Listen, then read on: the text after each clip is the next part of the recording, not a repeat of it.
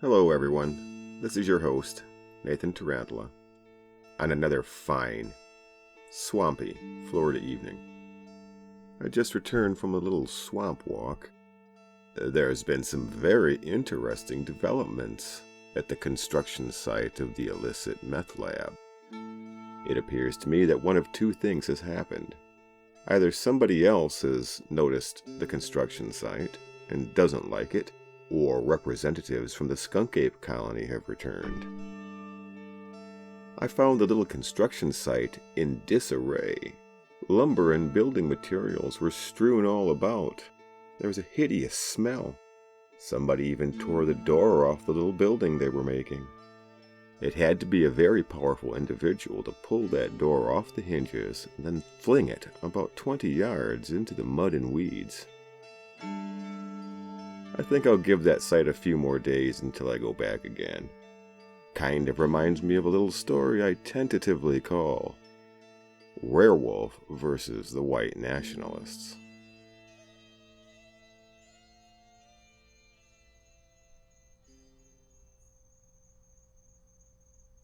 The brick made a moist crunch when it met the target. I heard a grunt and a wheeze of surprise and or pain, and then a thud as my target hit the earth below the tree, rustled for a moment in the weeds, and then grew still. "Ernie, you okay?" someone shouted. I couldn't see them from my perch. I didn't have to. My ears, sensitive as radar dishes, painted the scene for me and eliminated the need for eyes. The man who yelled was about 10 yards away, approaching slowly. To his left and further back were at least two more men, making a lot of noise, tramping through the moonlit forest. They reeked of gun grease and spent powder, and that I expected.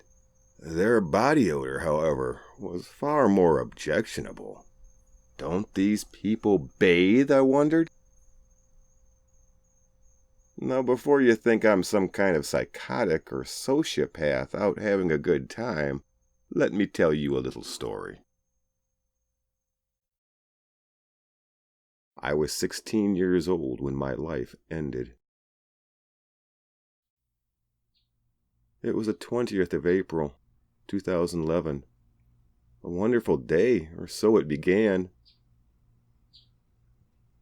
My mother and father took me and my little sister, Brenda, 6 tender years old, on a picnic. I can still smell the cut grass of the park. That memory is a nightmare now, and I can never contemplate it without feeling the pain of the fire that engulfed the interior of our station wagon as we left the park and drove past the mob we hadn't noticed gathering at the exit.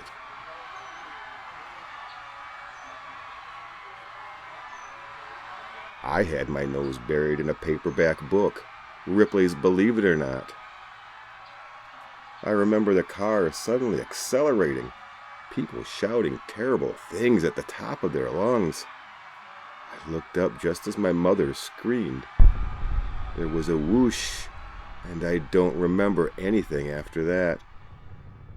Witnesses saw a bearded man in a leather jacket, his right arm a sleeve of tattoos, throw the Molotov cocktail that landed in my mother's lap.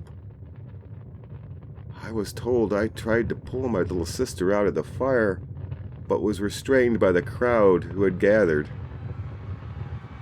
I was told how the police fought the protesters while the car burned. I read where the firebomb thrower and the crowd he was with were not detained or arrested. There was never a chance the man who threw that Molotov cocktail would be brought to justice. There were even allegations that the police were covering up for white nationalists who had infested their ranks. All I knew was that 30% of my skin had been turned to crispy bacon. It took years to recuperate. During that time, I got a letter from someone in Hungary claiming to be my relative. They had heard of the incident, of course, and made all the major newspapers around the world, and offered to pay for the ticket and travel expenses if I wished to come and visit them.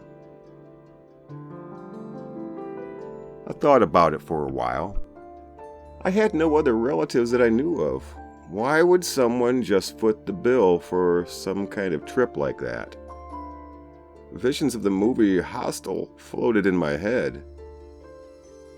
Almost as if someone had read my mind, I got another package in the mail, same name, same address. This one contained pictures of people who claimed they were related to me.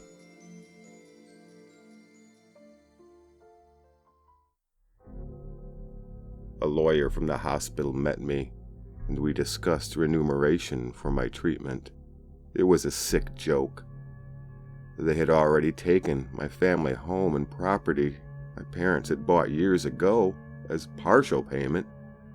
I was still on the hook for more than $100,000. And the polite lawyer man said I'd have to start paying shortly, or reach some kind of payment arrangement, or there would be legal action and possible incarceration.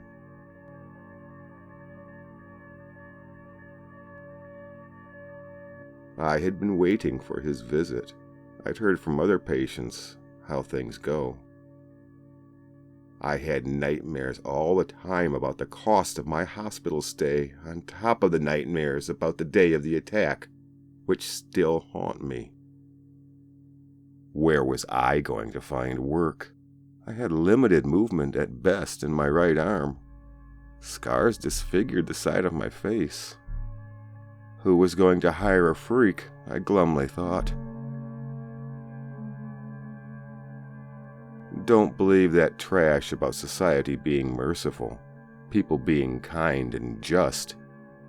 Society isn't merciful, and people are predatory. I'd seen many examples of it during my recuperation. In my many chats with other patients, other victims of horrific accidents and assaults.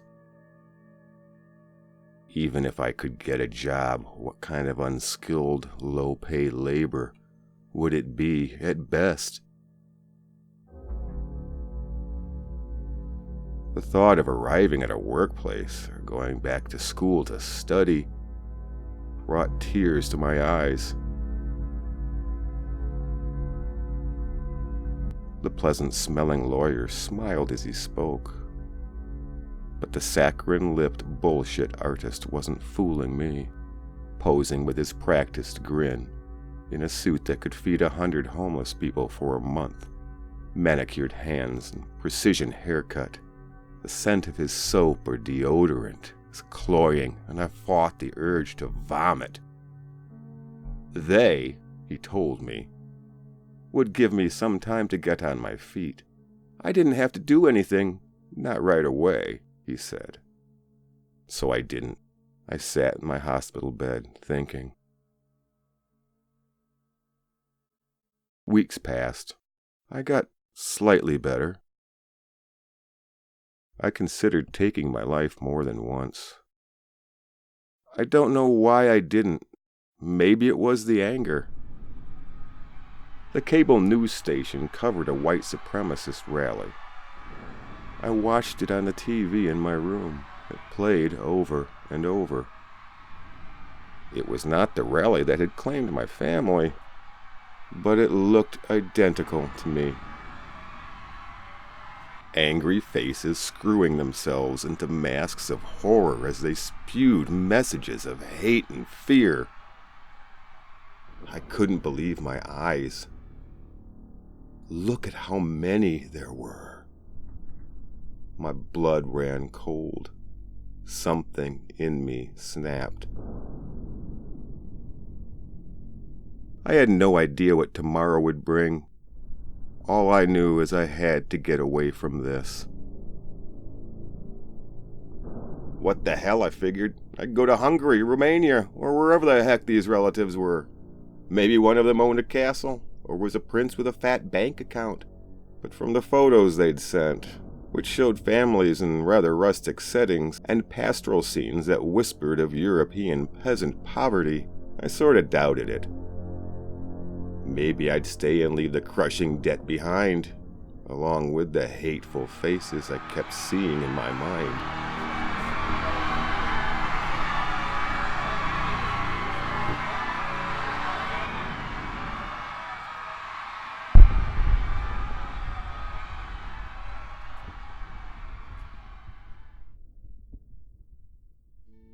My European relatives were delighted to see me. They never made me feel self-conscious about my scars or the limited movement of my right arm, which was visibly withered like a carrot that had been in the crisper too long. And they were wealthy, just not in the monetary way. I stayed with them for 6 months, long enough for my mind and my heart to find a way to deal with the memory of the horror that would never go away. And they gave me what I call the European secret. It fixed my arm, although it did nothing for the scars on my face. Nonetheless, I returned to the U.S. a new man in more ways than one. As for the hospital bill, I decided I would pay them back on my terms. That was all part of my plan anyway. During my time in Europe, I had studied how to live off the grid, and how to survive in plain sight in a society addicted to gadgets and surveillance technology. There are ways to surf the internet undetected. There are people who make great fake IDs. And there are ways to live and communicate that avoid the ever-sniffing nose of federal, state, and local authorities.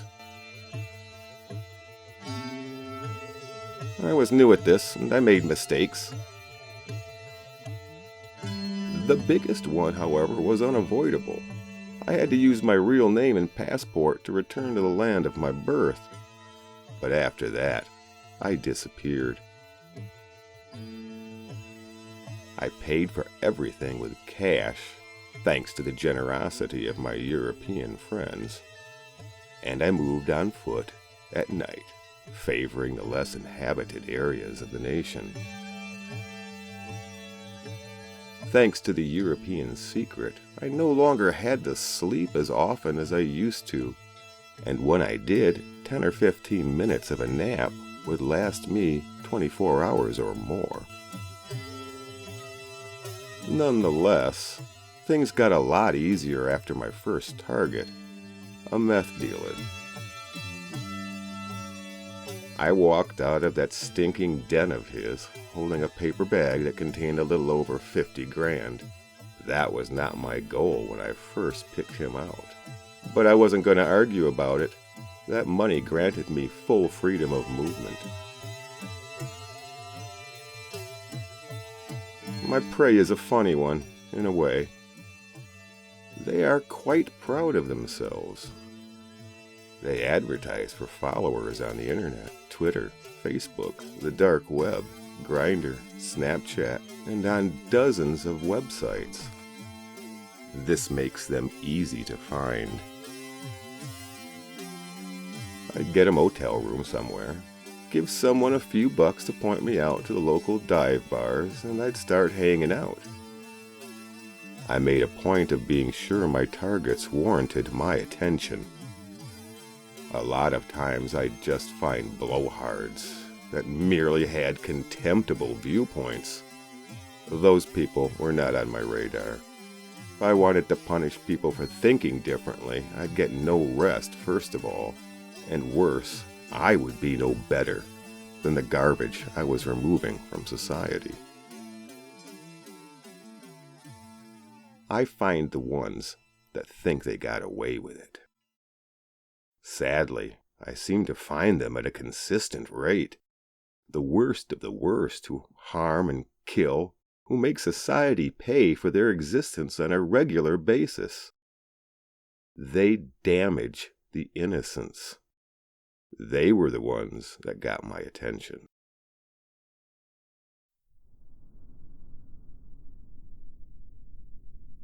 I'd wait until the right time of the month.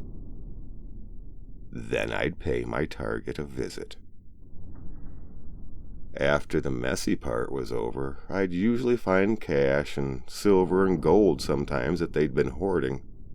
They liked to hoard shiny, precious metals. I started leaving the silver behind after I discovered I was getting a painful rash just from being near this stuff. Oh well, that's a small cost to pay for the European secret. I converted everything I acquired into payments for my medical bills, and it wasn't long before I had it paid off. But I couldn't stop. I'd discovered a drug, and I was addicted. I was having too much fun.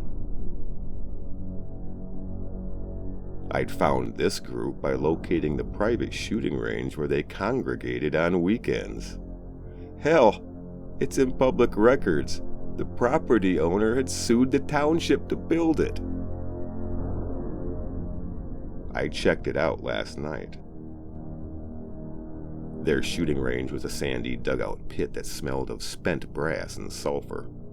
At one end stood a group of mannequins in a line. The figures were shot full of holes. 2 of the mannequins had been painted black. A smell I knew too well drew me away from the main building I was about to look at and into the woods.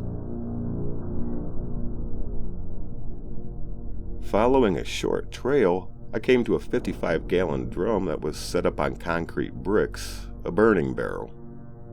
It smelled as if it had been used recently, but that wasn't the odor that had attracted me here. That was coming from a ditch a few yards away, over a hill, where I found a trench and, under a few inches of loose dirt, a body. It had been mutilated to the point where I couldn't tell with my eyes if it was male or female. But the nose knows. And my nose told me this was the body of a man between 20 and 30 years old. No ID, Latino, dead maybe a week. And there was a secondary scent, the odor of another body, or more, that had been out here, and the smell of various body fluids and human feces.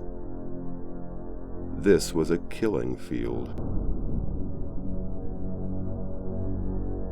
I turned my attention to the main building, the clubhouse.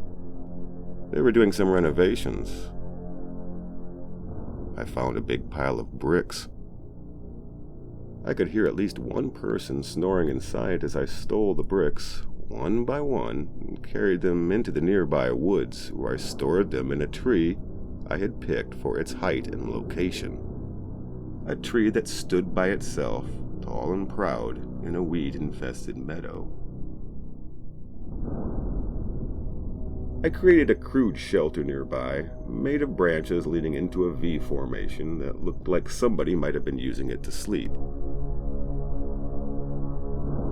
Then I walked back and forth between the meadow, with my tree, and the faux hobo campsite, mashing down weeds until I thought it was obvious enough. I returned the next night. A ripe, round moon hung in the sky. I waited for them to gather. Soon the smell of liquor and beer drifted from the sandpit. Laughter broke out, accompanied by the popping of pistols and illicit machine gun fire.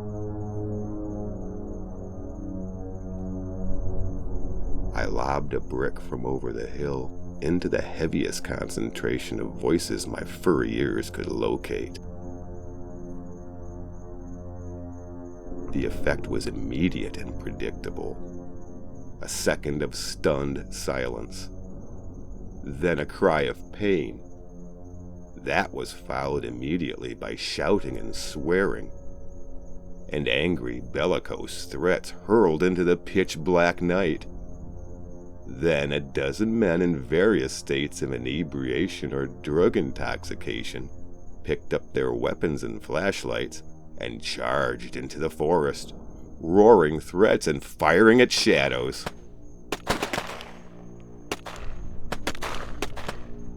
That lasted about 3 minutes before someone among them took charge and they turned silent. Well, as silent as they could be, and they began to hunt me. I heard them find the fake hobo camp. For 5 minutes, I could hear them swearing as they tore it apart and discussed what they'd do to the homeless piece of shit they found in their forest.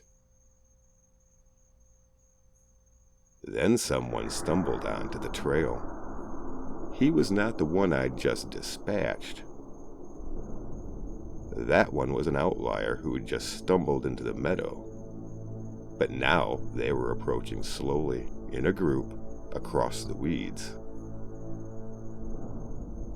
Some of them squatted and tried to stay low to the ground, attempting a stealth they didn't possess, as if they thought the weeds might conceal them. Silently peering from my leafy cover, I tossed another brick. With a satisfying grunt, I saw my target drop. He didn't get back up as the others quickly rushed over to see why he'd fallen. The cursing and swearing told me when they found the brick. The night erupted into the bright flash of gunfire as the group brought their pistols, shotguns, and machine guns into play. The cacophony was amazing. I almost laughed. They were firing as if their target was at ground level. Every once in a while I felt the tree vibrate as it took a slug. But I didn't give away my position, not yet. Getting shot hurts, and I'll avoid it when I can, thank you. Silence descended once again, and the sound of crickets picked up. The men whispered, "Nothing could live through that." "I'm gonna get that mother," one of them shouted. "Hey boy, we gonna cornhole you all night when we catch you." My ears detected them coming forward, rustling through the weeds. I counted 9 shadowy forms, most of them decked out in army surplus gear, wife beaters, and jeans. One guy wore all black like he thought he was some kind of ninja or special forces. I picked him for my next brick. The impact knocked him backwards and he kicked around a bit while his friends rushed over. There was nothing they could do but listen as he gurgled a death rattle from a face crushed into a taco salad of teeth and bloody bone shards. I smelled fear, and that made me smile a toothy grin.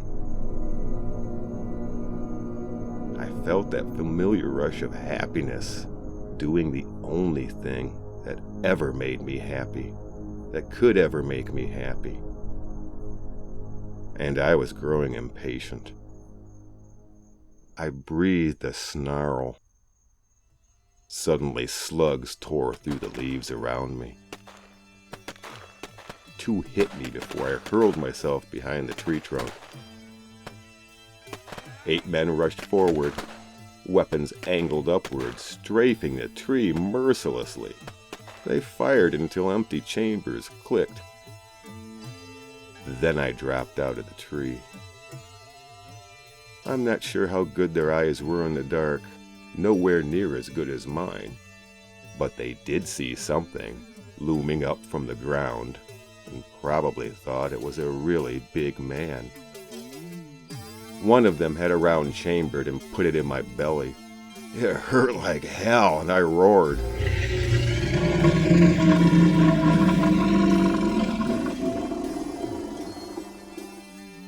3 men ran. The remainder backed away and looked at each other, fumbled for rounds to reload.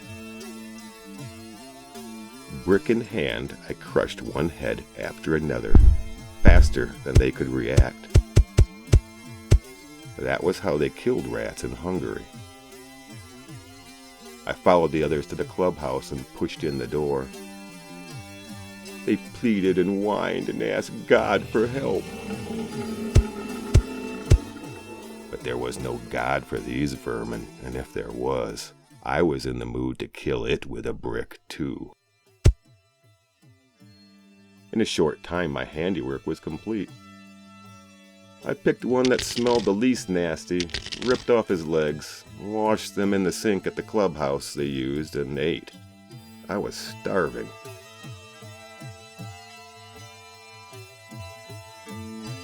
I'm back on the road again. I was never going to write about any of this stuff. It was all supposed to be a secret. But I guess I'm getting bored. I like a challenge. I have discovered that I really like it when I can smell their fear. There's something about the odor of shit and urine blasted into terrified pants that makes me smile. And I know they realize justice is coming and there's no escape.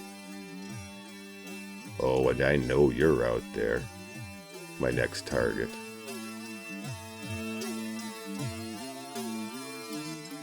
You know exactly who I'm talking about, don't you? You, the one who doesn't have to Google who was born on April 20th, 1889. And that's not because you're a historian or a World War II trivia buff. It's because you celebrate his birthday. You are next. I'm coming.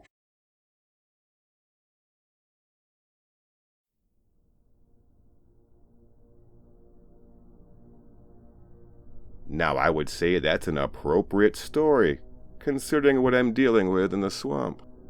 What do you think? Did you like today's tale? Comment below. Make sure to subscribe to my channel now, and click that bell. That way you'll get sent an email when a new story appears. And until then, be kind to your local skunk apes, and always keep an eye on those shadows.